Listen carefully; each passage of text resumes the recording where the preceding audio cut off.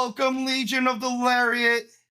This is a very special episode. This is our Summerslam 92 review episode. Joined with me for the first time on this show. We have been on his a few times. But joining us all the way from Minnesota, the host of Coal Mine, a great human being, and an okay-looking man, Mr. Brock. How you doing today, buddy? Dude, I love that intro. You even I gotta do it big sometimes, man. You settle for okay looking. That feels like that's above and beyond after we were just talking about our fears of looking at ourselves naked in the bathroom.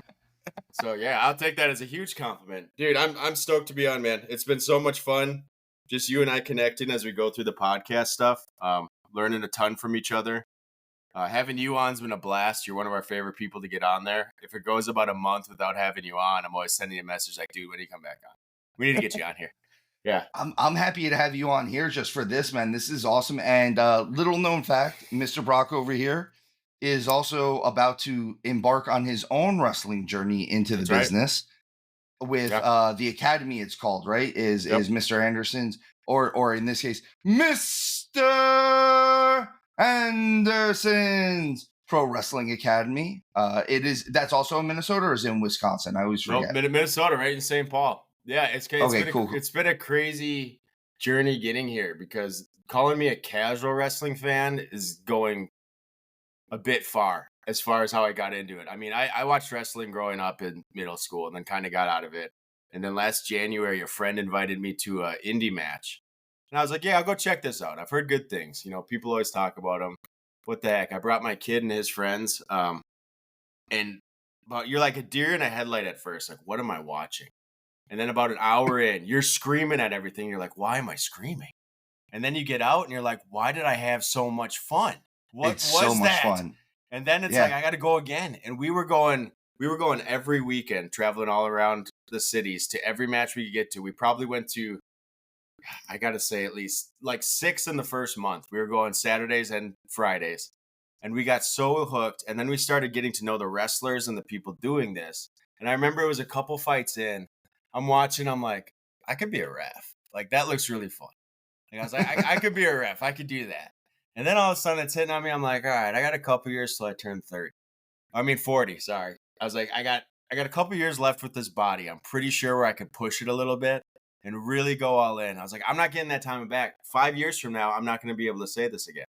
So I was like, why the hell not? So I reached out to Mr. Anderson, kind of in the middle of the summer, asking him get a little more details. And then he just posted like accepting applicants for the September Academy. And I'm like, okay, I can't just keep saying this.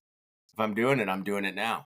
And so I'm meeting with him. It's a bug. I'm meeting with him on Monday. I'm going to go watch the first thing. I'm going to get all signed up. And then come September, we're going to start. We're going to be doing some cool stuff with the podcast where it's going to be kind of a side story with it. And then I got another buddy coming in who is amazing at shooting. He's done like tiny little promos and stuff, but I'm like, what if we did kind of like a documentary as we go throughout this for the year? So we have a lot of footage of like what's it like to get in the industry, especially when you take someone who like didn't grow up knowing this stuff. You're really taking about as fresh as you can get. I'm an open book. I said if I'm going to do this, I'm picking a time where I can go all in. Like I have to learn everything and go as many nights as I can and like take advantage of, again, you're learning from Mr. Kennedy. Like how sick is that? I honestly, one of my favorites. He does little things. If you ever get a chance, go back, and it's his first world title match ever, and it's him and Batista. Nice. And he does this little thing that it's almost like this throwaway in the match. But if you're really looking for little things that like that set him apart as far as psychology goes, it happens in the first 30 seconds of it's not even the match. It's the intro to the match. So they're introducing everybody, and you've got Batista on one side and you've got Kennedy on the other. The ref is standing in the middle of them, and he holds up the world title, and Kennedy won't look at Batista. He only looks at the world title. He never takes his eyes off of the world title. And I was like, that is awesome. That's this like obsession that he has with the world title. And I was like, I don't know if anyone else notices this, but like I'm noticing this. And that is, oh my God. Like, I know we've talked about that. Once you start training, I'd love to be able to talk with them and stuff like that. But man, it's one of those where I always just want to say that to him and just be like, hey, that 10 seconds of that one match that you had 10 plus years ago made a difference in my wrestling career. It made a difference in the way I do things. Oh yeah. Which I always feel like that's one of those things that like I have conversations with. We had the interview with Coco a few weeks ago, and it was one of those where like I talked about stories that we had 10, 15 years ago, and he's like, man, I don't even remember half the things I did then. He's like, but the fact that it made an impact on you, that's amazing. So it's always stuff like that. And that's But the stuff they man, want to hear, man. that's what I'm saying. Like it's what keeps us all from kind of getting fully jaded. We're all like half jaded. We don't need to get fully jaded at this point. But we got a big exciting show that we're viewing on this one. This is SummerSlam 1992.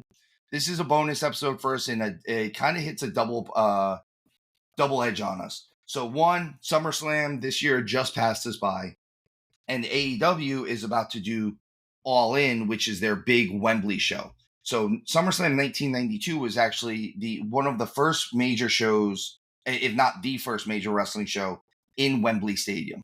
This is, of course, the old Wembley Stadium. They have since rebuilt it. I believe it's bigger, more modern. I believe Tottenham plays there now. It's a huge, like, just, it's obviously the biggest stadium in England. So it's the one that when you talk about America, you talk about, the Madison Square Gardens and things like that. When you talk about England, you talk about Wembley Stadium. If you talk about Japan, you talk about the Tokyo Dome. Everywhere has that one spot that you always kind of relate to that area. And this was huge. I joke around. So this for me and Showtime a lot of times talk about pacing of matches, and this seemed like a little bit of a slower SummerSlam, but that was also the WWF. I'm sorry, WWE, but it was the WWF's style at the time. But the fans in attendance were fired up, man. Like this was a hot crowd, and I don't care if they fudged the numbers or not. There was still 70,000 something people in that crowd, and man, were they hot. So, I know you said you're not, you watched a little growing up and you're getting back into it. What did you think of what you watched overall, just to get an overall opinion on the show for this one? See, I loved it. I mean, that's the cool part of, I guess, the era I watched in. I knew far more of the guys than obviously I know when I watch something right now. I mean, I'm getting to know the guys now. And even if I watched something 10 years ago, I still don't know the guys the way I knew this, but it had so many big names in it. And dude, my favorite growing up was the Bushwhackers. Oddly enough. And they do have the Bushwhackers segment. The Bushwhackers in it. Which it's so funny because that they threw the Bushwhackers in that segment to make it seem like, hey, we've got these British guys. They're not British. They're from New Zealand. Are they actually from New Zealand too? Like they're legit. Actually from New Zealand. I didn't know if that was their shtick. Yeah, I was wondering. They're actually from New Zealand. And the funny thing is about the Bushwhackers, and I was going to touch on it when we talked about this segment specifically, but the Bushwhackers in the WWE were this lovable, comedic, happy-go-lucky tag team.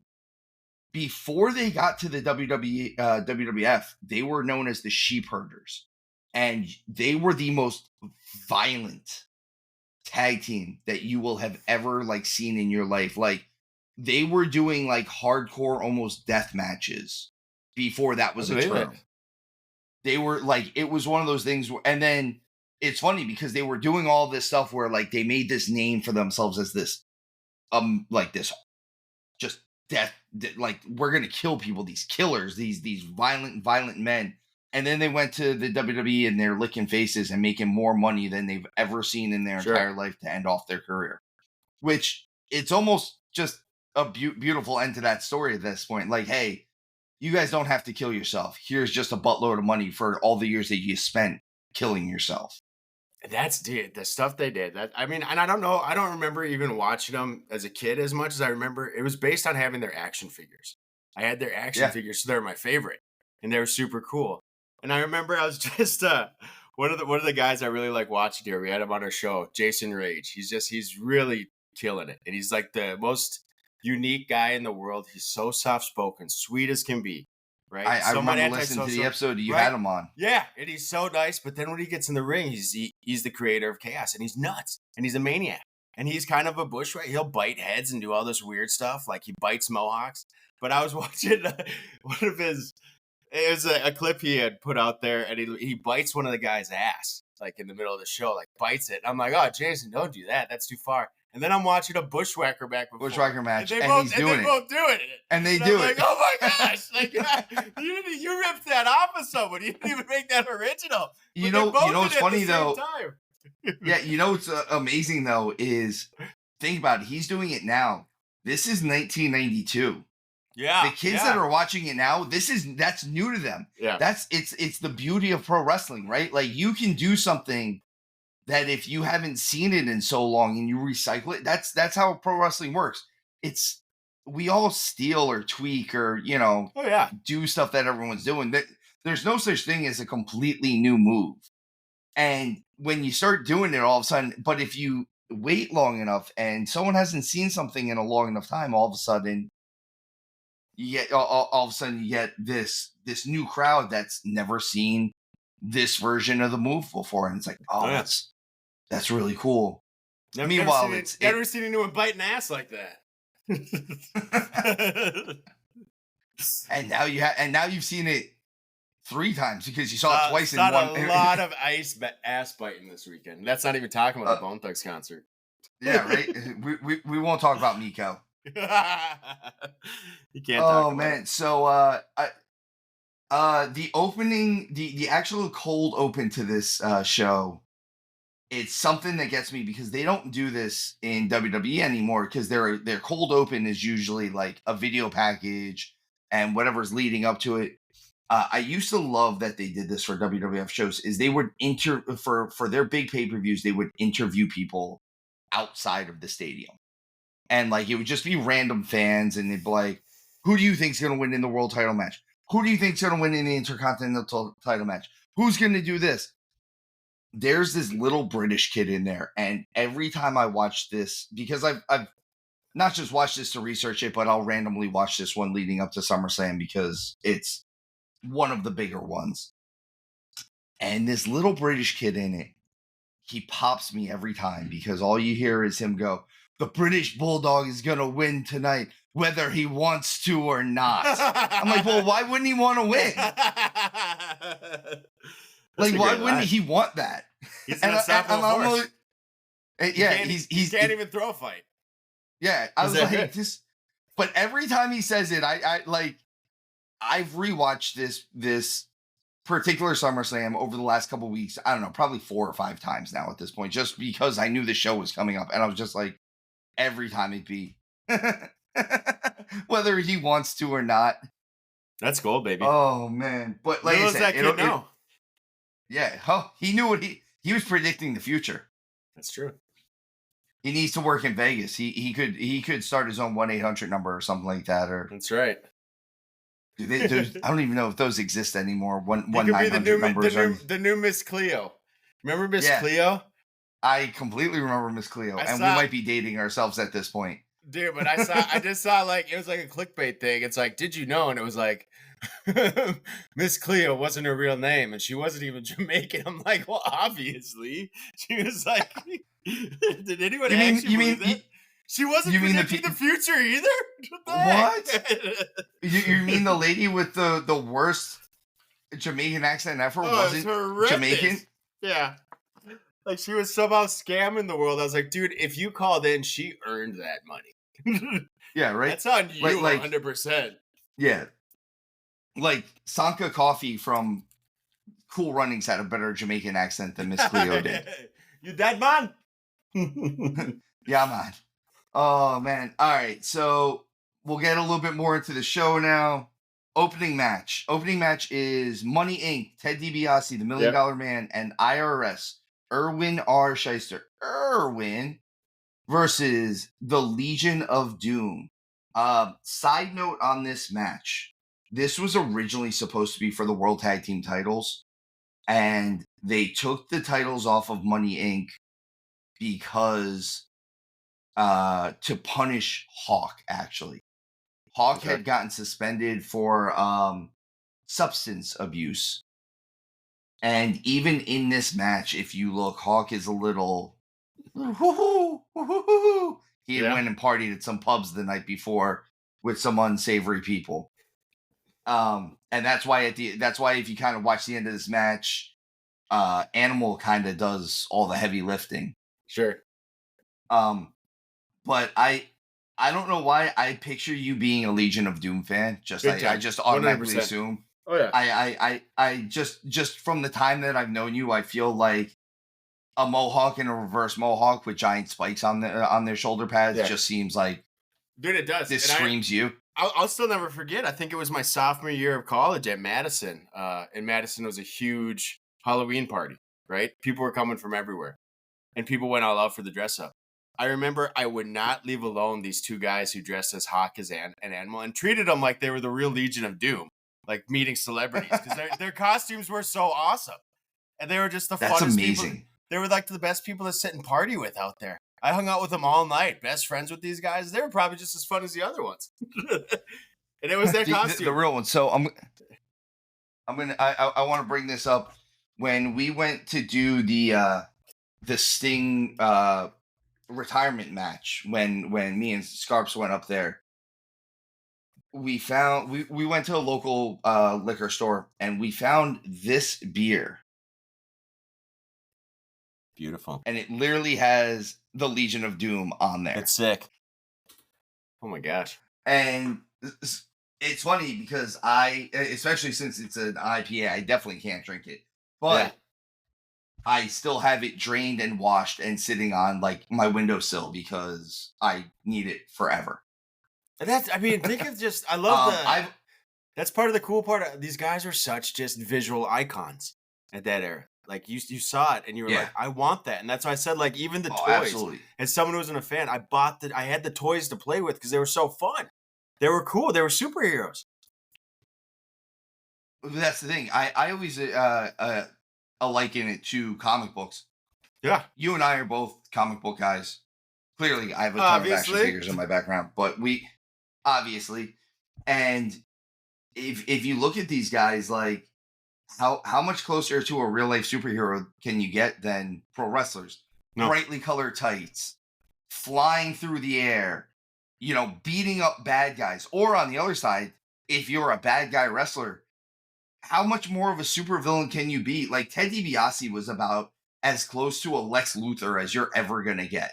Yeah. Rich guy that was always manipulating stuff. He always had a plan. He always had his stuff. And I have a note on here for this match. Has anyone made more money in anything ever than Ted DiBiase has off of a laugh? Like it's the one thing that everyone knows. They might not know his moves. They might not. They know that he had Virgil, that he was a prick, and that he had that laugh. And this match was better than it probably should have been, given the fact that Hawk was kind of a little, like you said, woohoo. And I feel bad speaking ill of the dead, so I will try to refrain from that one a little bit. I don't think you're speaking ill. That's where we're at. Unfortunately, both Road Warriors have passed away in recent years. Hawk first, and then in the last couple of years, we did lose Animal. But we still get a little bit because Animal's son actually played in the NFL for a little bit, so that was cool to see. And then we also have the ties to this match because IRS is current superstar, and unfortunately a superstar that passed away, his father, and he's Bray Wyatt's father and Bo Dallas's father as well. IRS, Mike Rotundo, one of the greatest amateur wrestlers to ever come through WWF or NWA, and he kind of puts it on display in this match a little bit because you can tell like he has to like actually use his real amateur wrestling to kind of hold Hawk down sometimes. I was like, that's kind of cool. Like this is how you're covering stuff up. Yeah. Um, I love how athletic they show Animal being in this match though, and like I said, the fans had no idea that this was not what it, but this match wasn't what it was supposed to be. So at the end of the day, that's kind of the story of this, right? Like no one knew any difference between what was happening or what wasn't supposed to happen, and they all cheered their heads off. I love the Legion of Doom coming down on the motorcycles. That was Yeah, that was amazing. sick. Yeah. Oh man, I love the Road Warriors, man. I love the Legion of Doom. They're always going to have a special place in my heart, and I always love how you were just talking about the Mohawks. If you ever listen to their interviews, it's Hawk that came up with the haircut idea, and Yeah. he looked at Animal and he goes, "Why don't you shave your head into a mohawk, and I'll shave my head into a reverse mohawk, Yeah. and it looks like we plug in together." Yeah. But they're originally, I believe, Minnesota boys too. Oh gosh, it's crazy finding out how many people came from around here and what a big So, wrestling network we had up here. Minnesota's a hotbed, man, and Yeah. so they got in. It was them. It was Rick Rude. Basically, all the biggest name wrestlers at one point. They all kind of worked as bouncers at this bar together, and they would all apparently have contests on like when they would throw people out on how far they could throw them Yeah. because they were all massive. Oh man.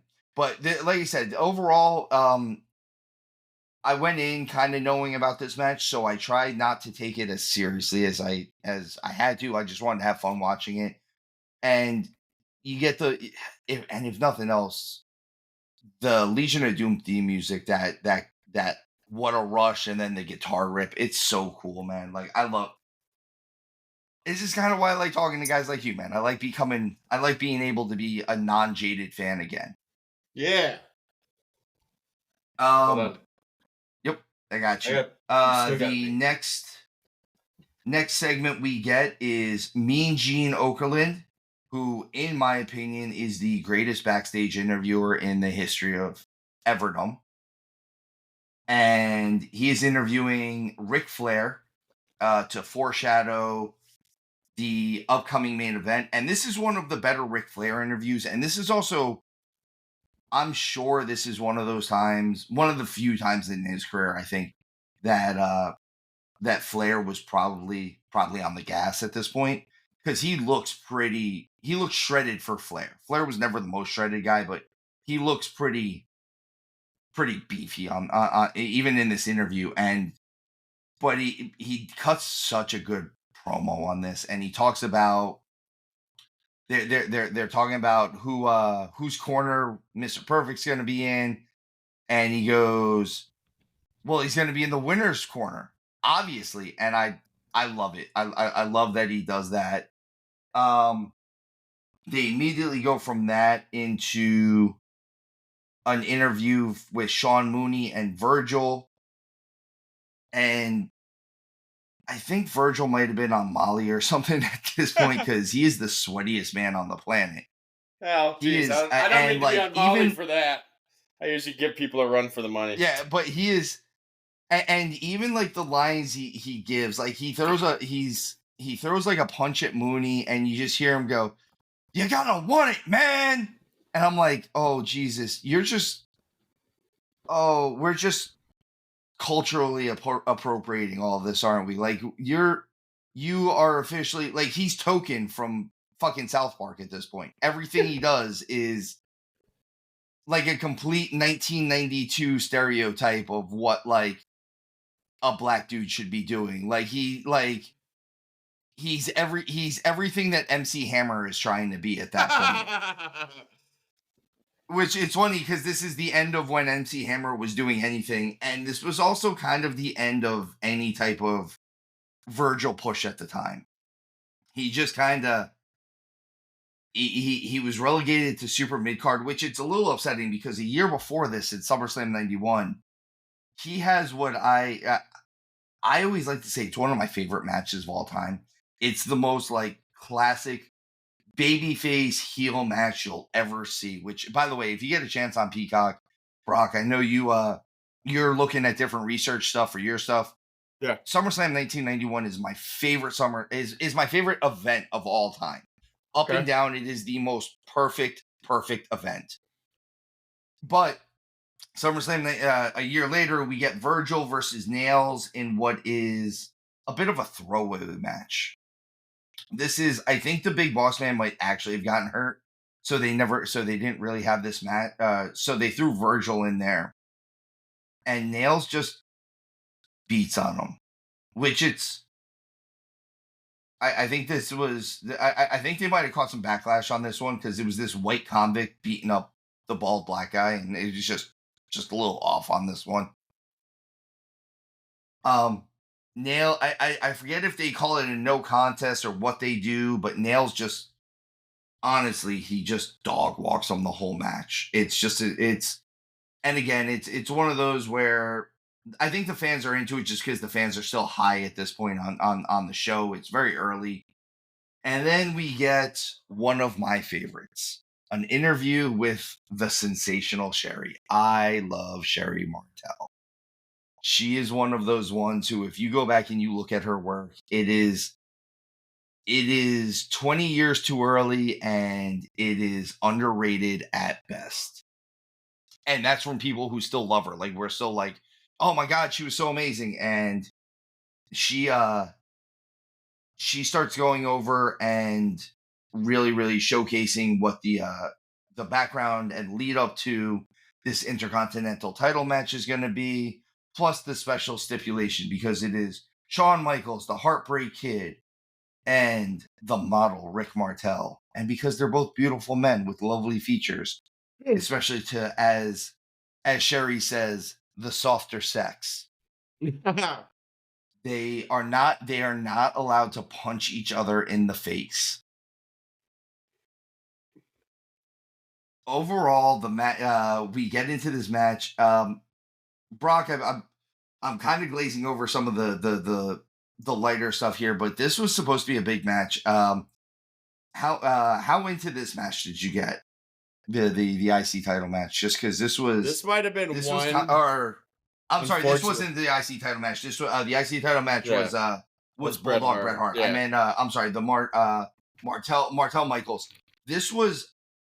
I try to get into this match all the time because I'm a fan of both of these guys, and this was early on in Michaels being by himself still, so it's a little weird. But Rick Martel, I'm always a big fan of his stuff. So unfortunately, some of the clips were just glanced through. I think this was more of a highlight one I saw as they were doing just kind of a rush through all of them. The bigger ones, again, like I saw, the Macho Man and Warrior. And that was the one I saw the whole thing. And Warrior. And the Bret Hart. And then, of course, the Bushwhackers. I got to see that because it was the Bushwhackers. And the rest were kind of skimming through. So this one, unfortunately, I didn't get to go too in-depth with. So this was... You can tell this was definitely kind of a Vince. I mean, they were all Vince setup matches, but like some of the stuff in this, you can tell this is like Vince McMahon style humor. So Sherry comes out and she's got like assless chaps on, and like this was the first time there had ever been like a thong seen on pro wrestling television, basically. And this is 1992, and I remember being 10 years old and going, oh. You can't. I was like, I don't know if I'm supposed to be watching this. And meanwhile, I'm sitting there watching with my dad, and he's like, yeah, okay. Hey, but this was this, boy. Yeah, the match was overall okay. It was good. I have some issues with it in general. Here's where kind of the disconnect comes for me. They're both heels. They're both bad guys, but they're both wrestling this match basically as good guys, because you can't punch each other in the face, and not hitting someone in the face is a very good guy thing to do realistically, and even they do it.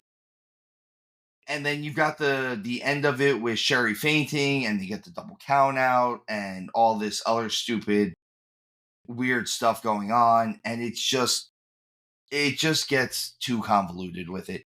If these two guys had just gone out there and had a match, this match would have been amazing. If there was no special stipulation, if there was nothing going on, Shawn Michaels and Rick Martel would have put on this amazing, amazing match. And we kind of missed out on that just because I think Martel was just a I think he kind of would only stick around to get other guys over after this. And I think it was only like this is 92 by like 94, 95. Martel had kind of semi-retired from pro wrestling until he came back in like 96, I think, and he went to WCW and he started putting on really great matches again. But I think he kind of like semi-retired and like was focusing on health stuff. Immediately after that, we get a Nasty Boys segment, which it was weird because the Nasty Boys were heels and they were making fun of Sensational Sherry, who was also a heel. And this was kind of, I guess, the start of them trying to turn them face, and they're demanding a title shot, but Money Inc. is also supposed to get the title shot, and Jimmy Hart is the manager of both of them, and he guarantees them this tag team title shot, which it's again, some of this stuff it's very weird. It's very early 90s WWF kind of how they flow through. I do like, and you can definitely see the difference, like the production value and things like that, and like there's not nearly as many video packages, and the video packages you do get are not nearly what obviously what people put on today, especially not the WWE. But this was I still just remember how big this show was, and even every time they did something, even this Nasty Boy segment, which isn't the best segment, it just still felt so big. And I like that they did a lot of segments in like actual like locker rooms, which always seemed cool to me. Like it wasn't just some random like setup or some place backstage. Like no, this was in a locker room. You're a wrestler. You're an athlete. Like you have a locker room, and that always made sense to me. We follow this. We get the tag team title match with the Natural Disasters versus the Beverly Brothers, accompanied by the Genius, otherwise known as Leaping Lanny Poffo, otherwise known as Macho Man Randy Savage's brother. It's funny because the Natural Disasters were baby faces in this match. They're usually they up until this point they had been bad guys. It's also weird that the Natural Disasters were almost always wrestled as heels, because in real life they are every story you ever hear about them, they are the nicest, most gentle men on the planet. Vice had done they do the Dark Side of the Ring stuff, and they had done one on Earthquake John Tenta, and they said it's a dark side not because John lived this dark life, but because of his weight, and I believe it was a heart condition and things like that. He basically just died too early, and that's the dark side of it, is that this amazing human being left us way too early. But it like there's so many pictures of this giant man, John Tenta, 400 pounds or whatever he is, former sumo wrestler, and he's laying on the couch and he's playing Game Boy with his kid. And like he's like, that's what he loved to do. He's like, he would go on the road and wrestle, and he would get off the road as quickly as possible and come home. He never went and partied, never did anything like that. He wrestled and he hung out with his family, and that's all he wanted to do in the world. And I respect that. I respect guys that make that type of sacrifice, that they still provide for their families, but they are still family men. The Beverly Brothers had a lot of really cool double team moves in this match, and I love it. I love tag team wrestling. I miss tag team wrestling. I want to see real tag team wrestling. Me and Mr. Brock are going to actually tag up and have tag team wrestling. Yes. And then we're probably going to go after Jason Rage, and he's going to bite my ass or my lack thereof. I'm going to turn on you that match. Oh, man. We're each grabbing a cheek. Oh man, I mean, I don't have much ass, so you're gonna starve, dude. We'll find it. We'll find it. Oh man, and then we get Brock's favorite segment, the Bushwhackers. Oh baby, those guys, I just They can't get get over their it. I Everything you know what, about man, that. this was everything about the Bushwhackers, the arm thing, Yes. the Just the camo cargo pants, yes. The look, the everything. it, They were so just they were entertainment. everything they do is so good. It's so funny, and it's funny because I still love it. Like I can go back and watch it now. Like, oh Yeah. my god, they were still so good. It was still so great. And oh man, and like you said, they were like the first action figure you got, and like I wouldn't be surprised just knowing you that you still have those figures I do. somewhere. Dude, I was not kidding. If I had more time, we literally, I got back here we got a hotel room last night. We were up till 3 a.m. We overslept, got up at 7 and ran out. Like, luckily I told everyone we had to leave at 6. So like 7 was still really early, but like we had to get two and a half hours back to my car, 40 minutes back from there. And we ran in and it was like 10:30 when I got in. And he texted me, if I had had another hour, I would have stopped at my parents because I'm fairly confident I know where they are. I have a little bit. It was just these tiny little wrestling action figures. Yeah, It's the like a old the little old bag of them. what the Hasbro or the LJN ones or whatever they were. Like yeah, Dude, they the were even smaller. They were like this big, and they like yeah. they were for like a game you put them on or something. I don't know. You could actually wrestle with them. But I totally I know for a fact next time I'm on, I'm gonna have all of those set up. And I'm gonna show you. I want to bring them out here, so I have them set up in my door corner now. I love that you got your coal mine studio now, man. That Yeah, this was a big it's thing that we are starting. Yeah, you haven't even seen. I mean, you can go around here. This is a little. That's our hell first yeah, wrestling poster for the first show we got to do. Got it hell signed by yeah. everyone. But then I got my. These are some of my favorite comics. If you really want to get into them, there's the Infinity Snap, the first one. Oh, That's nice, one of nice, the yeah, best yeah. series. This is Secret Wars, which is another amazing series. And then let's see, that's the first appearance of the Prowler from Spider-Man, and that's the first Guardians of the Galaxy comic. So it's not Hell yeah. Yanu's first appearance. There's some of my I've faves. I've got I just got a brand new comic book box, so it looks kind of fancy, but I Yeah, still want to go get all my stuff graded because these comics that are in this box have, aside from when I initially bought them, like I bought them and put them in plastic immediately. They've look never at you. seen the light of air otherwise. I like they were all ones that I bought like doubles of. Like I'm like, oh, I'm gonna read Yeah.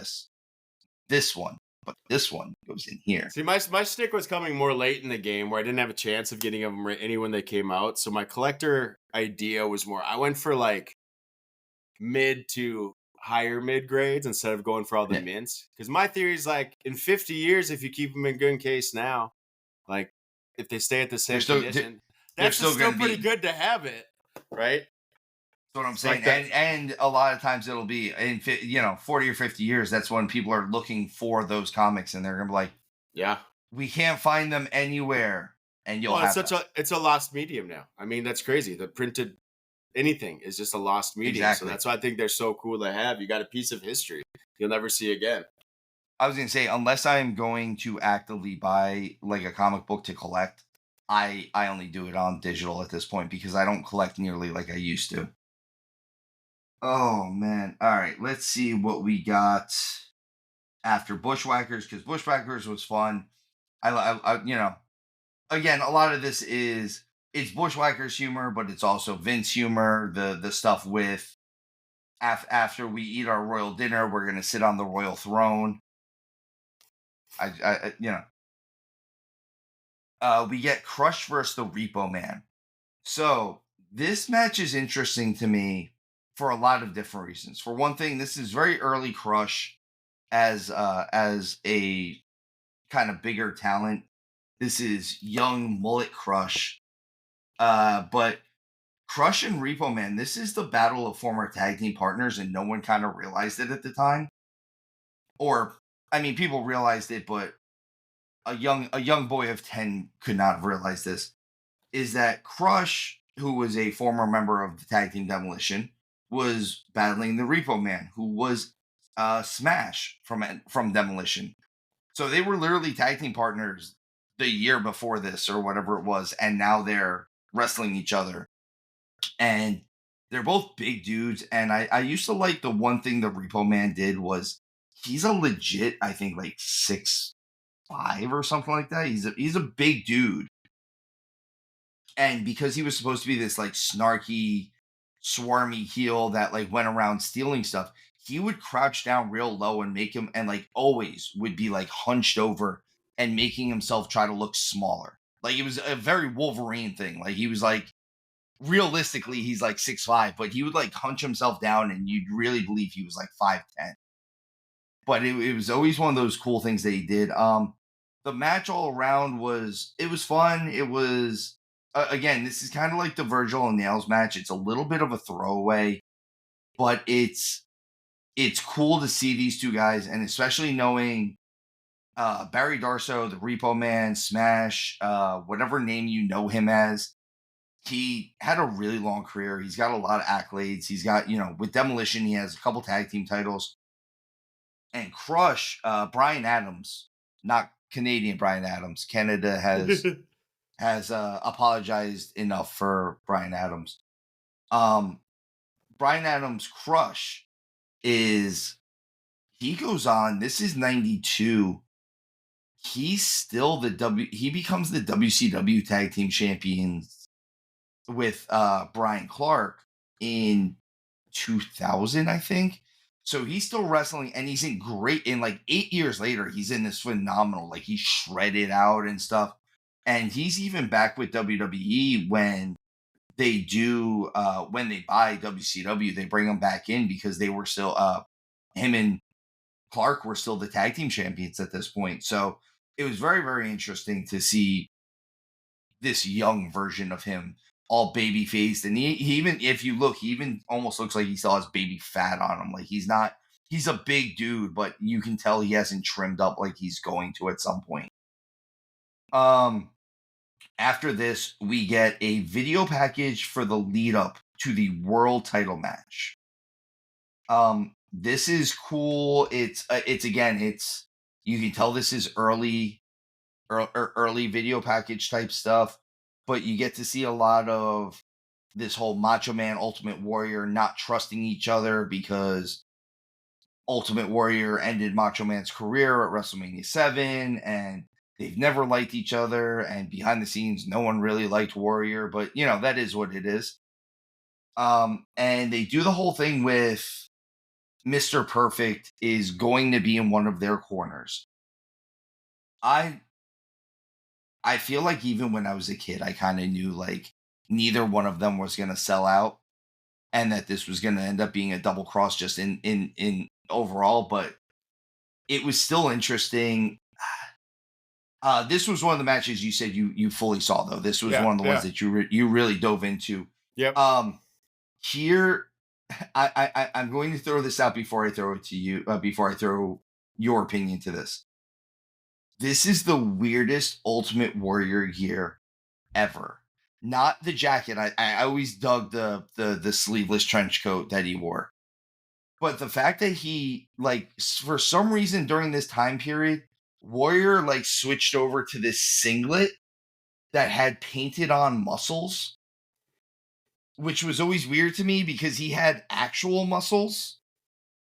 So it never made sense to me that he was wearing this singlet. Like I never he literally wore this completely like airbrushed skin colored singlet that had like muscles painted on and his Ultimate Warrior symbol painted on the chest. And I was like, why don't you just wear your normal tights, man? Like I never understood it, and it's 30 years later, I still don't understand it, but I don't know. It was just it was a weird time to be a Warrior fan, I guess, at that point. But I'm gonna throw this one to you. I feel like this is one of those matches that, as a kid, I loved, but like I could see these are the guys that you really know, and this is one of the bigger matches on the card, obviously, for the world title. So, Mr. Brock, I am giving you the floor for this match. So what Yeah. did you think of this one? I mean, this is one again. So you still kind of had the image somewhat when you're watching as a kid. That this is truly like you don't know who's gonna win. They're actually competing like in any other sport. Like who has the best moves, how are you gonna throw that in there, right? And to an extent that's there's part of that to it, as it's real, but there's it's still, they know who's gonna win at the end. But to see the performance as an adult, what they were doing throughout the whole thing, right? Like you said, the whole like we don't trust Ric Flair. Who's gonna turn on who? That was where it just became kind of just a mind fuck at that point. Pardon my French, where it's just like, what are these guys doing? And like again, you're sitting here like, I'm so into this. Like I need to know Yeah, like the psychology. Like that's just it. Like it went from beyond just watching two warriors who are just so talented in the ring with their art, beating the crap out of each other with sick moves, to I just loved the psychology behind this one. It was a whole different match to me watching it as an adult and trying to follow that. And like you said, just like learning like these subtleties to the art of what they're doing and just the little things that you're doing that you're watching now, rather than like who's going to do the biggest jump off the rope, right? Because that's exactly. that's part of what you're watching. You love it, and they're still doing that, but it's still like, okay, who's really drawn me in at this point where I'm like, at the end, when it gets to the end, I'm like, that was brilliant. Like the way you just put me through this like emotional roller coaster throughout this Yeah, whole thing. That was it's the more than emotions. just that was more than just the fight. That was more than just what you see as a kid and what you're looking. I feel like even as you grow in the industry as a fan who's looking at more of the everything going on rather than just like the cars blowing up, right? Because that's like what the casual fan wants to see. I want to see blood. I want to see cool stuff flipping through the air, right? Because you just want to. But when you're really starting to get into it and you see a fight like this, it's like I, I didn't even pay attention to half the moves they're doing, right? It was so much less about that. That was the coolest E- part, and that's what again I'm and loving so and much about the industry.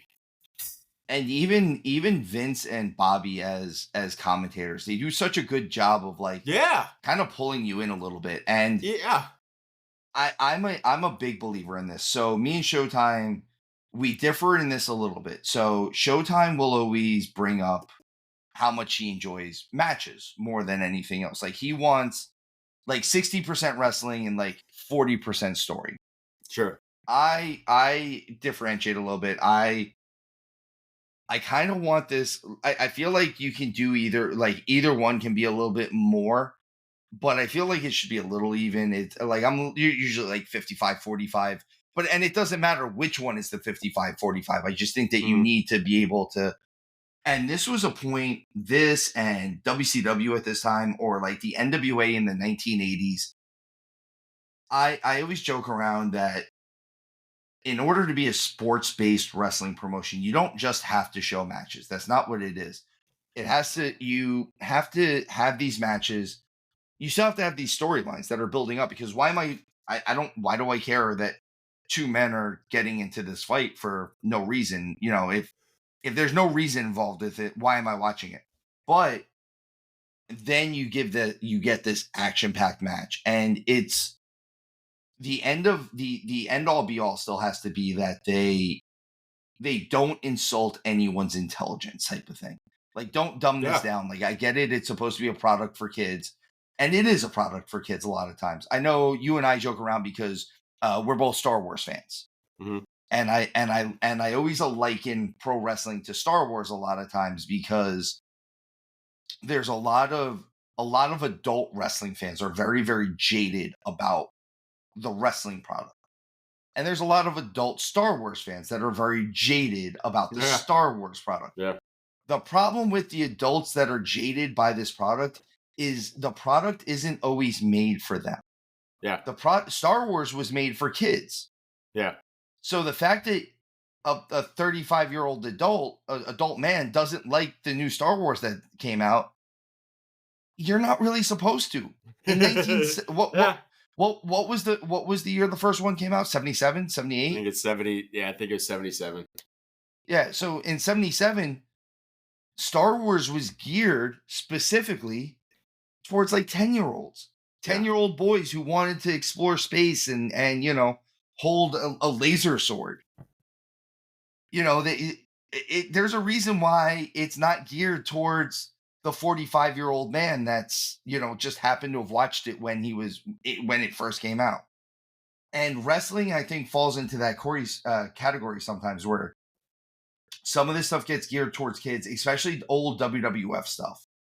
But this is one of those, like you said, even now, if the story is right, it'll still pull you in. And I really, really love that you, as the still a little bit more of a casual fan and just getting into the business yourself, can find joy in this match. Because unfortunately, I've been doing this for so long that I get stuck watching this match and I'm like, Warrior's tired. This happened.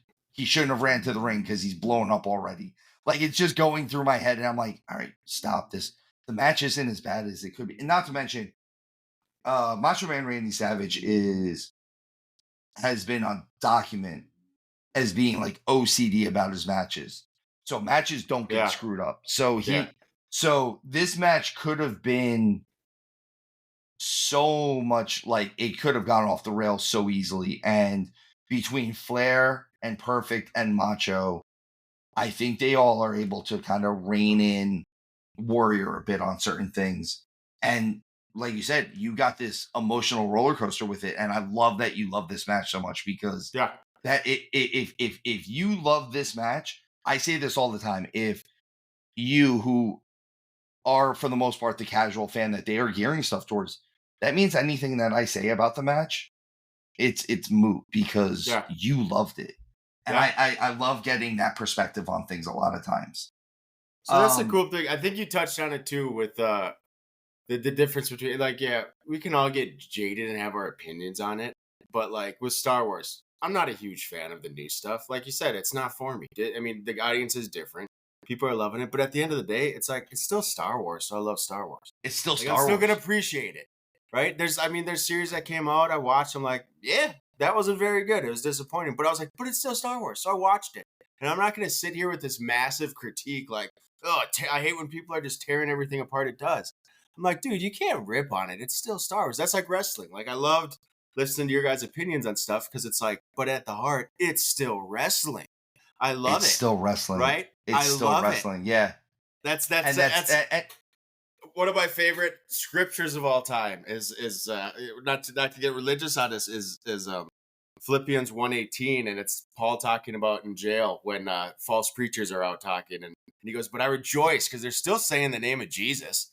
Right? And that's for me, for wrestling, and for like Star Wars. It's like, but I rejoice because it's still Star Wars. Like, I don't care. That's what I'm saying. Starting this show, do you understand the amount of, like, we say it all the time, the scope, the amount of wrestling that I have? I already watched a huge amount of wrestling, and the amount of wrestling that I now watch, it's almost absurd to think about. And I'm like, I watch wrestling that I would not have normally watched, and I'm kind of happy about it, because all of a sudden I get this, I get to see some of this wrestling that, like I said, I would not normally have watched. And like, now it's like, oh, I wouldn't have gotten to see this match, or I wouldn't have gotten to see this segment if I wasn't doing this show, and I wasn't kind of part of my job now at this point. And what a good like job. You said, I rejoice. I rejoice in having this life. I love doing the show. I love that I get that, because of this show, I got to meet you guys, and I get to go on your show. Everything about this, man. This is, we always say how appreciative we are to the fans, and we are. Like, Legion of Lariat, if you're listening right now, and I know we're getting a little bit on a tangent, dudes, fans, Legion, we love you. Coal Mine, fans of that, we love you guys too. Like, I'm so happy to be able to say I'm part of both shows. Same. And same. We love every time we go to an event, we have a little, you've seen it, we have a little thing sitting on our table directing people to your show. The little QR code for you guys. And our joke is like, it's like, you want to listen to a real wrestling podcast, listen to these guys. Because when you first told me about your show and I first stumbled upon it, Yeah, I was a different fan back then, so I kind of skimmed through some of it, but I liked your guys' dynamic and your chemistry, and it just came through like you guys have been friends forever. That's what people want to hear on a podcast, right? They want to hear the chemistry, but for friends. But I remember my first thought is like, how the hell are you guys doing almost 2 hour shows? And what are you talking about? Because I'm like, how do you talk that much about wrestling? Right? Like, I'm like, there's not that much to talk about. Right? and, And quick, and quick, and we used to have to cut ourselves, and we used to have to yeah. cut ourselves off. But I remember when I started listening, That I'm was like, the craziest thing. I'm learning so much. Like, I couldn't believe the depths you go into in each thing. And I was like, I can see as like a wrestling fan really being intrigued by your guys' take, because it's not super. I mean, there's opinions, but it's analytics before anything. It's analyzing. It's not saying this is good, this is bad, you shouldn't like this. It's saying, well, I didn't love this, but I get why they did it. And like, and you say, but I appreciate it. Doesn't matter what I think. Look at how many fans loved it. I didn't need to love that. That wasn't for me. That's always my thing. Is I'm the guy who was involved in the business the longest out of anyone that comes on our show, and that's why it's nice to have guys like you. When I have Scarps on there, at the end of the day, if the fans like what is being put out there, it doesn't matter what I like. The fans liked it. The people Yeah. who are filling the every 18 inches liked it, and that's what really matters. Like, because at the end of the day, it's about making money, right? It's about selling tickets. It's about Yeah. making people happy, and they do it. Um, we've gotten off on a little bit of a tangent, so I'm going to pull us back a little bit and get back to SummerSlam '92 real quick. However, before that is my job. I know you're not going to say it, but we got to give you a shout out. You just shared this with me at the beginning, but something huge about your show that I want to congratulate for is you just got the notice. You hit 1,000 viewers this week, which is freaking huge. For a thousand listens. That's 1,000 listens, but that's huge for a podcast that just started like yours. Because how many episodes are you? We are 27, not counting the bonus. So that's 27 weekly episodes. And how fast you guys have grown, and how many countries you're in now. We got to send you a huge congrats, and that goes to saying that you guys are putting on a good thing, and you're giving people what they want. You got a lot of people listening because they love it. And to throw you your flowers as well. Let's not forget Coal Mine 50th episode, bro. Baby, yeah. Episode number 50. We got a huge one. Huge one dropping. Stay tuned when the 50th comes out. It's live from the Bone Thugs concert. We only get Miko for about 10 minutes total because he's running around, but we got so many people coming in. You'll hear a happy Miko every 15 minutes when he comes back and forth. It's Miko in all of his glory. That's beautiful. I can't wait to get Miko on this show when we review old.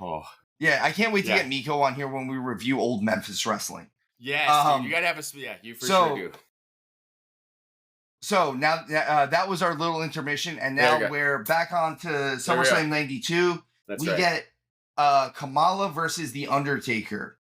This is kind of the end of this was kind of the last big push Kamala ever really got. He would just keep getting brought in as kind of an attraction at this point. And this was the beginning of Undertaker being like Undertaker. Like he was as soon as he came in, he was huge. And then over the first year, like that end of 90 through like end of 91, he made this huge transition where everyone realized like, oh, he's this big scary Undertaker character, but he's so good at his character that the fans started turning and he became a fan favorite. Oh, yeah. And he didn't do anything differently than what he had been doing the whole time. He was still being the Undertaker the whole time. And the fans just loved it so much that they couldn't get enough of it. What a name very for much wrestling. Undertaker. The Undertaker. Name. Just beautiful. And you got a 6'8" monster. Yeah. Oh gosh. And he's just beautiful. So Undertaker and Kamala, this is very much kind of par for the course for Undertaker during this time. There was a lot of years where Undertaker wouldn't get put into world title situations because he was just constantly as he put it, slaying dragons. He was the dark. Not to quote, he was the Batman. He was the Dark Knight that would go in and have to go beat every single monster heel that they had in some way, shape, or form. And it was just constantly him fighting 400 pounders or like, 8 foot tall guys or whatever it was, Giant Gonzalez. And I remember the point that he always talks about is it comes in a little after this. He gets his favorite time in the wrestling business, and that's when he gets to do his program with Yokozuna, which they are amazing friends. And Yokozuna, for being as big as he was, could actually move around and do really cool athletic stuff, which was also Undertaker's MO. You're not supposed to be 315 pounds and walk across the top rope. That doesn't happen normally. And yet Undertaker was doing that nightly. So this match was one of those where it was I don't want to say it was a throwaway because it was still an Undertaker match, but this is the match that they threw in there. This is match placement is always funny to me because especially WWF looks at it this way. If you ever look, the reason why they throw in like a slow match in between like the world title match and then this Bret Hart British Bulldog match, it's to bring the fans down so that they can pull them back up again. Because like if you like you talked about an emotional roller coaster, if you're on a real roller coaster, you don't just go up the whole time and you don't just go down the whole time. You have to have that, and then the loop and then the twist and stuff like that. It's one of those where the order of the show is still just as important to the show as the matches themselves. So like when you had this, they actually did this so that they did bring the fans back down a little bit, so that when Hart and Bulldog came out, which we're going to get into now, the ovation these two guys got, again, 70, 80,000 people, whatever the real number is, it's still a lot more people than I've ever wrestled in front of or performed in front of, and by 800-fold at this point. They put on, and I know you said you watched the Bulldog match. This is this goes down in history as one of the greatest IC title matches ever, and I'd love to get your opinion on this one just because I want to see where you're living in this world. And again, this is a match that I still feel holds up. So I'd love to see where your head's at with the Bulldog and Bret Hart. So this was a cool one just because Bret Hart has such a near and dear place in my heart. Only because of just kind of a side story. I think I've shared this with you. I had a buddy who was getting married who's a big wrestling fan, and he asked me to do a speech at his wedding. And I really didn't have much of a desire. Obviously, I would. I love the guy to death. But I was like, I got to do something funny for him. And so I thought, like, Bret Hart's on Cameo. I wonder if I could get him to do a quick speech for me. And so I wrote, hey, this is a buddy's wedding. He's getting married. Could you give a little toast for him and his bride? And sure enough, a day later, I get the Cameo back, and it was beautiful. He did such a nice one for him, like talking about how they're going to be a greater tag team match than him and what's his name, the Hammer. Jim and Jim the Anvil Neidhart. Danville, yeah, Jim Neidhart. Better than they ever were, and just this beautiful, and it was so touching. It was beautiful, and I got to give that to my buddy as a gift, and like his whole family was like, "That was so cool! What a cool thing to do!" And I was just touched by how personal it was. So it's like. And everything the Hart Foundation, all that's done. You just like Bret Hart, right? You just you like the family, and there's such just a family in wrestling, right? Like everything they've been through with Owen and all that stuff, you just love them. So they're so cool to then going back watch this, and this is just at the height of his excellence, right? Where he's just incredible, and then knowing that these two are family too. And I even watched a cool interview after, which watching the match, I have to watch it again just to get more appreciation for everything Bret said about it, with the Bulldog just bringing it. Like you said, I didn't know anything about the injury, really. I know that at that time there was a little more with, I think Bulldog was probably injury later, struggling with some substance stuff outside the ring, right? He was struggling a little bit with that. Yeah. But Bret was like, despite what people think, he was 100% on in this match. And he was 100% giving it. Like he was giving everything to it and he was hurt, but like everything he was doing was like 110. And he talks about, he's like, this is one of my favorite matches ever. Like, just this is an older heart going back and talking about it.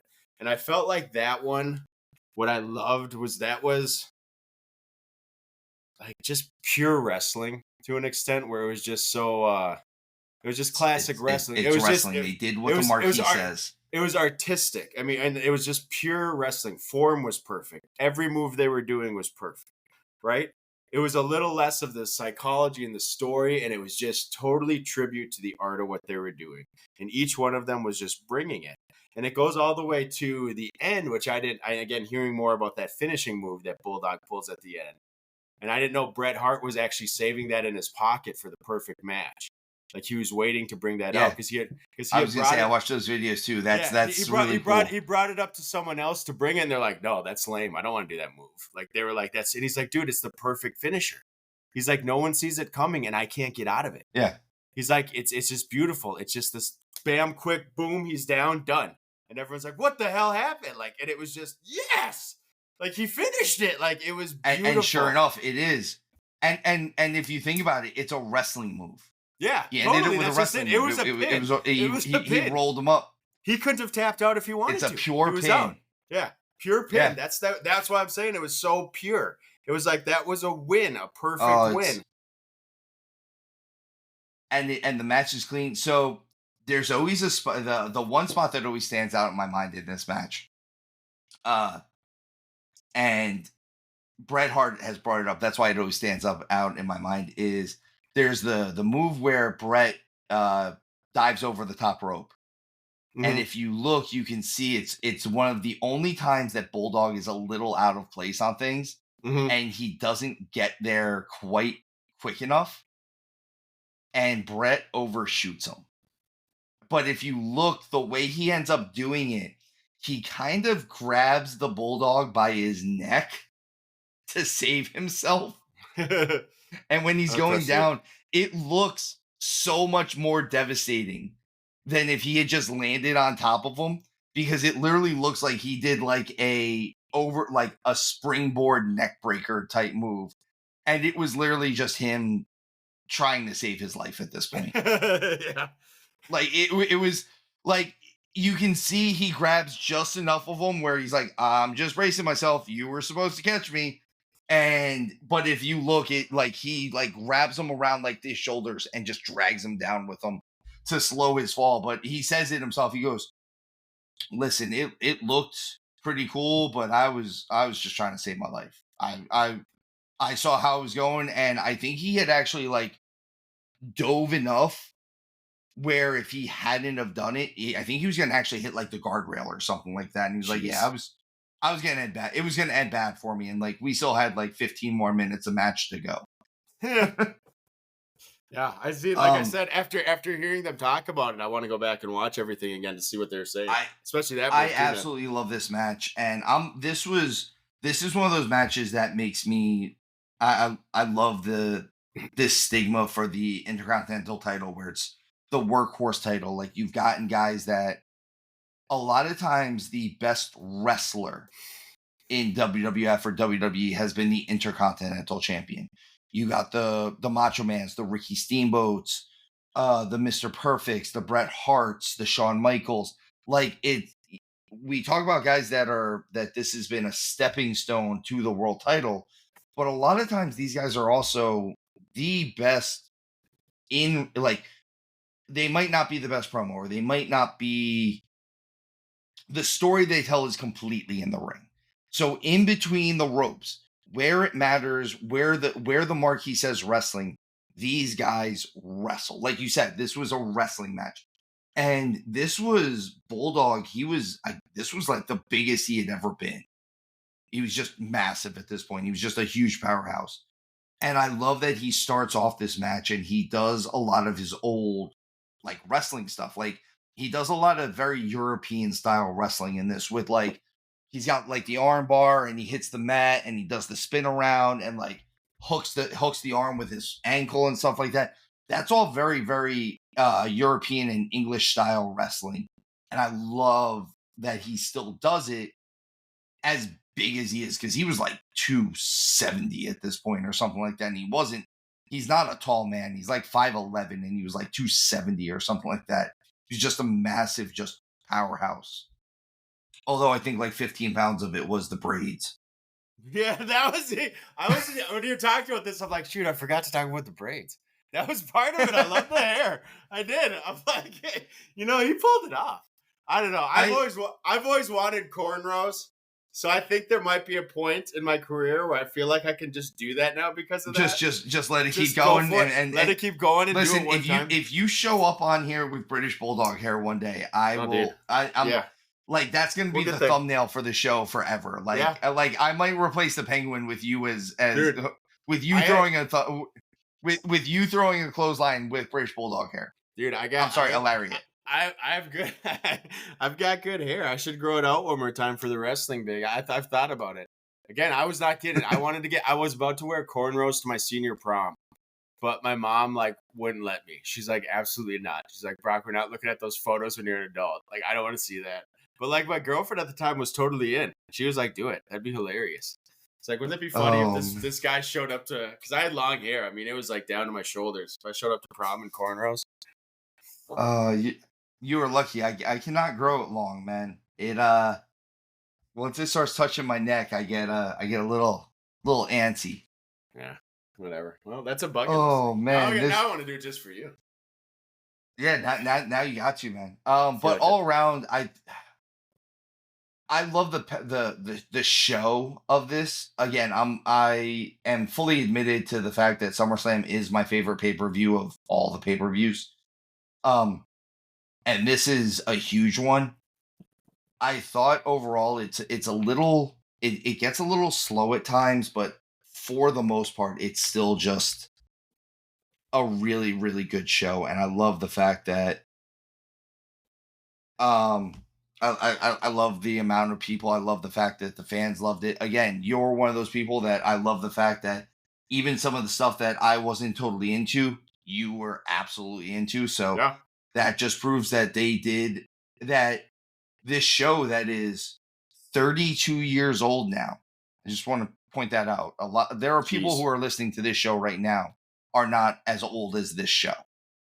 And it still does what it's supposed to do, which is amazing. That's one of those things that I love about wrestling is there's so many things about wrestling now that like you said, it's all wrestling. So I say this on the show all the time. There's so many ways that you can find wrestling now that I didn't used to have as a kid. Like, tape trading was a real thing, and you used to have to like hunt down stuff like Japanese stuff and things like that, and it was so hard to find.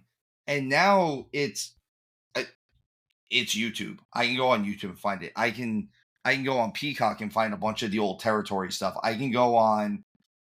If I want to really, really just spend my money, you can have Ring of Honor stuff, you can have TNA stuff, you can have WWE stuff, you can have territory stuff, you can have Japanese stuff, and it will all be right at the click of a button, which is amazing. You can watch all of this stuff now at a click of a button and see. If you don't like what you're watching now, there's so many options for you, and it's a great time to be a wrestling fan, basically. Well, not just that, it's a great time to learn about it. Like, again, coming in, like, I can go into anything. I see a guy, I'm like, let me watch 10 fights he's been in, right? Yeah. And like you said, you're on YouTube and you just go down rabbit trails, and every single one you're learning his trade and what he really brought to the ring. It's no longer, again, watching it from these eyes. It's no longer just like, what was the coolest move he had? It was like, well, what was the coolest thing he was doing overall? Like, what was his shtick that nobody else was doing? What was it that made me love him every time I saw him and want to cheer and boo and do all this stuff he's doing? Because it's not just the flips off the ropes anymore, right? It's the whole package. That's what you're going to appreciate. I love guys that, like it's a lot of people. If you ever listen to some of the guys that are like kind of the best storytellers in the business, that's a lot of what it is. I always go with Jake the Snake Roberts. Even when he was at his worst, if you ever watch that movie Beyond the Mat, and it's just a terrible way to see Jake the Snake Roberts. But he talks about it. He goes, it's not my moves. He goes, it doesn't start when I get in the ring. He goes, it starts kind of as soon as I come out. Truthfully, he's like, it kind of starts the moment just before I get out the curtain. Mhm. But as soon as I get out the curtain, it's not just, okay, I go in the match, I have the snake, I hit the DDT and I do that. No, it's the way I walk. It's the way I move my head. It's the way I move my hair. It's the way, I do everything I do it for the character.